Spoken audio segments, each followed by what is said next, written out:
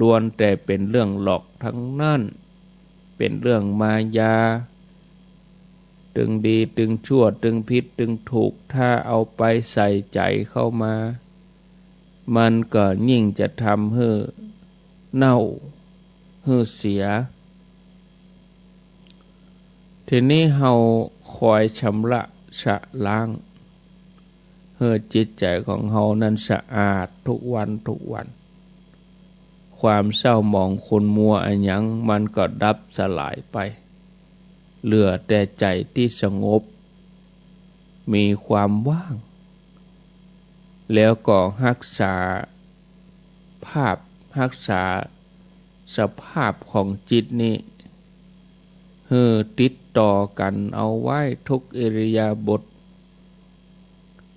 ถ้ามีการปรุงแต่งยึดถืออันอย่างขึ้นมาก็เข้าใจแห้งปล่อยวางกวาดล้างทิ้งเสียไปเหี่ยบดีไปเก็บเอาไว้ให้มันรกใจรกอกรกใจกวนอกกวนใจถ้าเฮามันกวาดมันชำระมันล้างอยู่เสมอสิ่งสกปรกทั้งหลายเหล่านั้นมันก็หมดไปใจเฮาก็สะอาด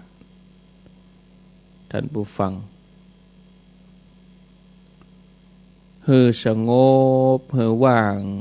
ทุกขณะโดยเหตุนี้การปฏิบัติ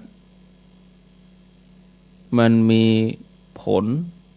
คือการพ้นทุกข์ได้ต่อหน้าต่อตาทุกขณะเลยทั้งที่เฮาต้องผจญกับกิเลสหลายอย่างที่มันเกิดขึ้นในขณะติดตาหันหูบหูฟังเสียงแต่ว่าถ้าหูจักพิจารณาให้หันในแง่ของความว่างในหูบเสียงกลิ่นรสสัมผัสถึงหมดนี้มันก็หมดเรื่องเพราะว่าภาพของมายาทั้งหลายนี้มันปรากฏเกิดดับไปตามเรื่องราวของมันแต่เฮาบ่ได้ไปยึดถือตัวอันมันก็หมดเรื่องฉะนั้นเรื่องราวอันอย่างทั้งหลายบ่ว่าจะเรื่องอดีตอนาคตมันจะสลายตัวไปทุกขณะบ่มีอันอย่างเป็นจริงเฉพาะปรากฏการณ์ที่เป็นธรรมชาติของจิตที่มีความว่างมีความสงบนี้มันหูได้หันได้แล้วสภาวะอย่างนี้ก็บ่ได้เลือกเวลาบ่ได้เลือกการที่จะหูจะหันได้โดยปัจจตังฉะนั้นเราต้องเผชิญหน้าอยู่กับสิ่งที่เป็นธรรมชาติภายในเพื่อเป็นการหูที่แจ้งหูแจ้งเอาไว้ให้ได้ส่วนมายาภายนอกมันก็เกิดดับเป็นไปตามสภาพของมันอย่างนั้นแต่ภาวะที่เป็นความบริสุทธิ์ผุดผ่องนั้นมันมีอยู่ดังในเหมือนที่อย่างเฮาคัดพระคัดเงาพระถ้ามันคัดมันก็บ่เป็นขี้เมี่ยงบ่เป็นสนิมพระคัดเงานี่ก็บริสุทธิ์ผ่องใสบ่มีขี้เมี่ยงบ่มีสนิมบ่มีคราบเปอะเลอะเลือนเมื่อมันคัดให้ดีเฮาก็หันพระนั้นเงาวับหน้ากราบไหว้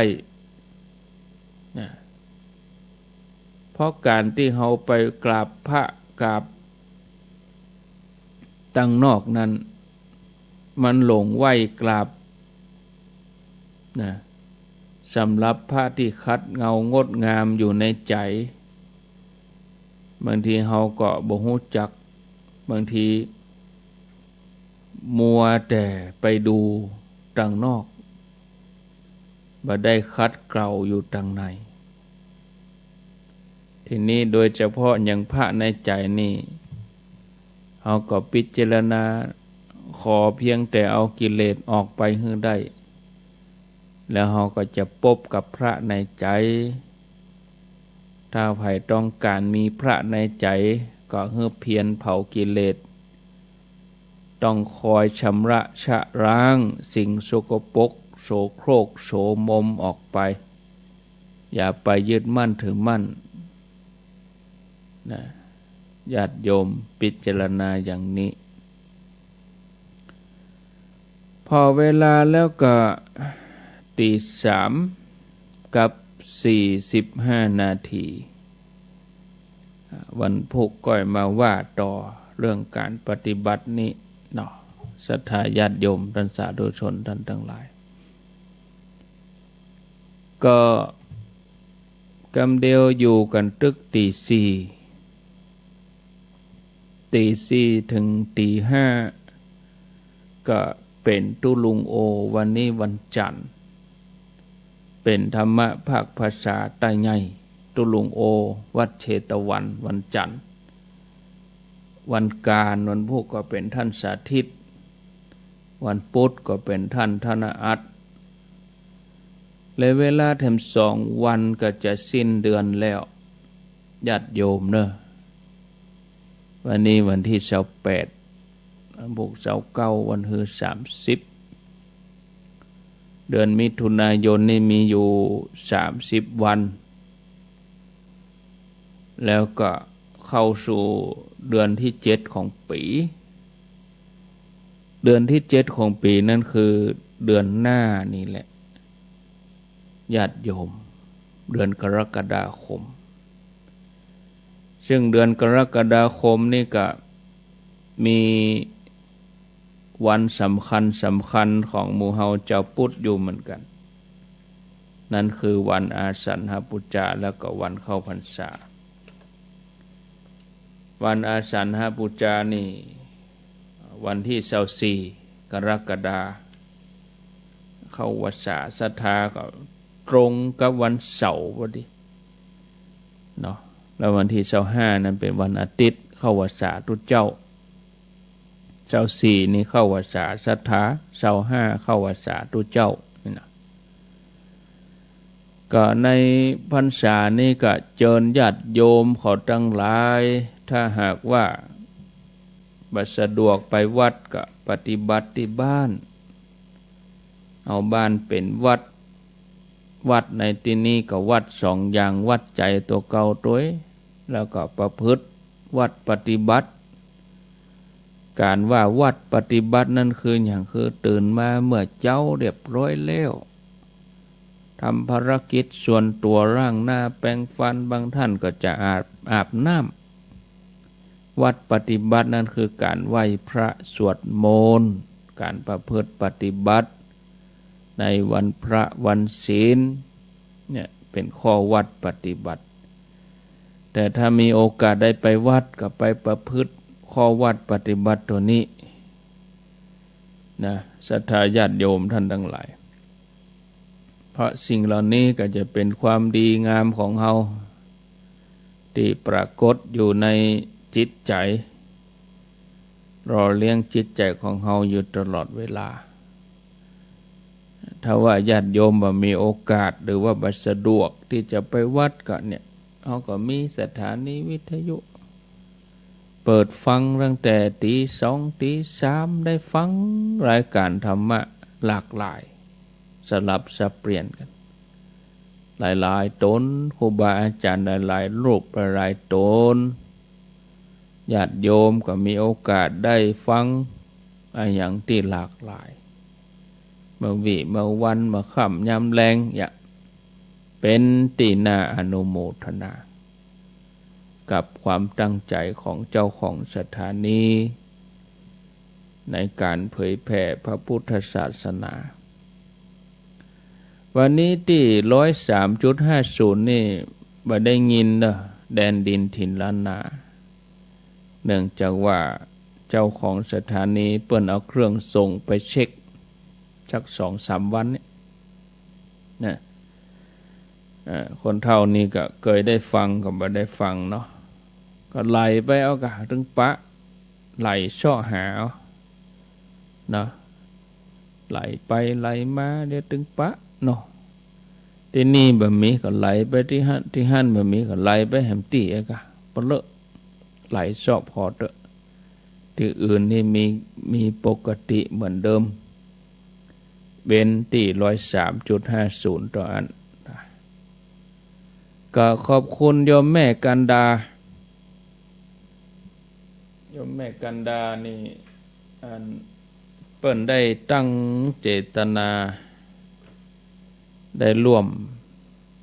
เป็นกาอินเทอร์เน็ตเกิงปีนี้ไปเลยตั้งแต่เดือนกรกฎาถึงเดือนธันวาก็ขอบคุณเนอะตั้งเจตนาไปในปีนี้นี่สบายใจละก็อินเทอร์เน็ตนี่ก็มีอยู่ 3-4-5 จุดที่จะต้องได้รับผิดชอบก็ช่วยกันญาติโยมเขาก็ร่วมบุญกันถ้าตั้งในเวียงก็ไปบริจาคได้ที่วัดฝ่ายหินนั่นก็แถมจุดหนึ่งแล้วก็มีคนฮับเป็นตี้อีกก็ม่วนดีม่วนใจคนนั้นฮับตั้งสถานีนั้นไปคนนี้ฮับตั้งสถานีนี้ไปตั้งเมืองฝางก็ห้อมที่เมืองฝางขนาดเนอญาติโยมฝากถวายหลวงพ่อไว้หั่นต้องกำอันเขาไปได้ยินกันเนาะมีอินเทอร์เน็ตเนี่ยก็เป็นตัวเชื่อมคือเขาได้รู้จักกันเขาได้หันกันเขาได้ฟังกันเนี่ยถ้ามีอินเทอร์เน็ตมันก็อยู่วงแคบของไปของมันนะเราก็ไม่ได้ฟังอะไรอย่างที่หลากหลายอย่างเงี้ยนะก็อนุโมทนาแล้วก็อันอื่นนี่ก็มีเนาะศรัทธาญาติโยมต่อไปก็ลองฟังญาติโยมพอก่อนเหลือเวลาแถม 7-8 นาที0998366322นะไผมีหยังจะโอจะจ่าแจ้งผลกันรับฟังเข้ามาก็ขอเจริญปอนกำเดียวอาตมาภาพขออนุญาตได้พักชั่วโมงแล้วก็ไปป้ากันตี 5พนแถมกรรมเนอะเนื่องจากว่าตี 4ถึงตี 5นี่เป็นธรรมะภาษาใต้ใหญ่ตุลุงโอก็อาตมาก็พักชั่วโมงป้าแหมกรรมก็ตี 5ปุ่นเนาะเจริญปอนติดแล้วน้อเจริญปอนติดแล้วครับผมภาษาครับท่านพระครูครับอันนี้ที่ไหนตุโอมครับตุโอมกะครับฟังอยู่นะครับฟังชัดเจนดีครับโอ้ลูกเจ้าเหมือนกันลูกแต่ครับผมลูกเจ้าครับดีแล้วเนอะครับเป็นกำลังใจให้ท่านพระครูนะครับครับครับผมกับภาษาครับสวัสดีครับตุลุงโอมตุโอมวัดตุ้งโป่งเจริญปอนครับภาษาครับท่านพระครูปอนน้อยบุญปั่นท่านต้อยลังแก้วนี่ใหญ่จะเลื่อนเขาว่าใหญ่ท่านพระครูครับเลื่อนไม่มีเลื่อนเรื่องภาษามันฟังข่าวมันแน่นอนแล้วถึงว่าแค่ข่าวมาครูไว้ว่าเพื่อนเลื่อนกันอย่างใดกันแล้วใครบอกว่าเลื่อนเหรอไม่เม็ดว่าละว่าวันนี้รัฐบาลเพิ่นห้ามไปเกี่ยวอย่างเกี่ยวอย่างกันอันนั้นของเปิ้นล็อกดาวน์กรุงเทพเปิ้นไปเกี่ยวอย่างกับถึงว่าผมฟังข่าวว่าล็อกดาวน์ว่าโครงงานโรงเงินอย่างเปิ้นที่ก่อสร้างบนกรุงเทพบุรีคนงานมันกรุงเทพเปิ้นก็ฟังดีละถามพระครูแน่นอนที่สุดขอบคุณครับกลับไปศาลพระครูเด้อฟังข่าวกรุงเทพแบบฟังข่าวเชียงใหม่เฮาเนาะเจริญปอนกราบไอ้สาเจ้าตื่นจับพอดีเจ้าวันน้อยเจ้าวันน้อยเจ้าลูกเจ้าได้หลายลูกควายได้น้อยเจ้าบางวันก็เจ้าบางวันก็ควายซับกันไปวันได้ลูกเจ้ามาก็ลองเปิดฟังพอเองแต่ก็นอนฟังไปกันหม่อยรับหลวดฟังรับไปก็ม่วนดีแล้วไปเป็นอย่างอย่างท่านพระครูว่านั่นเนาะเนี่ยมันเป็นอย่างแจ้งมาก็ฟังแถม ที่บ้านมันนะถูกหมูแต่เจ้าดีละเนาะฟังอยู่เจ้าสาธุท่านนานอนฟังกันได้เนอะเปิดวิทยุฟังเขาก็หลวดนอนรับหมอยรับไปติดแล้วเจ้าอ๋ออันนี้ติดแล้วบ้านป่าห้าติดปัดค่อยทั่วเจ้าฟังอยู่นะเจ้าตั้งแต่เจ้าละแม่จะลุ้นเนาะขอบคุณเจ้าที่จำกันได้ไม่ได้โทรหากันเต้นมันแต่ฟังนะเจ้าฟังตลอดเนาะชัดเจนดีเจ้าขอบคุณอนุโมทนาแม่เจริญป่อไพบุญปกปิงเมืองนี่นะอยู่ป่าห้าในเวียงปุ๊เขาได้ยินคนติหันตินี่บ้านนั่นบ้านนี่อำเภอนั่นอำเภอนี่โทรเขาก็ม่วนดีเหมือนกันก็เหมือนเขาได้ไปเอวด้วยกันได้คนเมืองฝางโทรมาก็เหมือนเขาได้ไปเอวเมืองฝางอย่างเนาะเจริญปนเจ้าวันษาเจ้าทันพระครูแม่เอื้องไพรชัยยอฟังเจ้าวันนี้คติสอนใจได้ดีจ้ะบ้านดงฤาษีฟังเจ้านะโมทนาดงฤาษีบ้านห้องดงฤาษีเจริญปนเจ้าสาธุอยู่ที่ไหนตั้งใดน้องได้จ้างเจ้าได้จ้างน้องล่องนี่กะเจ้าได้จ้างน้องล่องฟังชัดดีกะนี่เจ้าชัดดีฟังชัดดีแล้วกะแต่ทีนี้เปิดแต่ว่าแมลงฟ้าเป็นตุ่มเป็นจานแต่เนี่ยเป็นเปียกยาแต่ไม่ใช่นะเสียศพวัดขวงเปาเจ้าอยู่บ้านได้ยินดีจีผู้จีหยังโมทนาเนอตีก็ลืมไปเพิ่นเรื่องประกาศเนาะวิทยุข่าวอย่างเพิ่นเรื่องประกาศแล้ว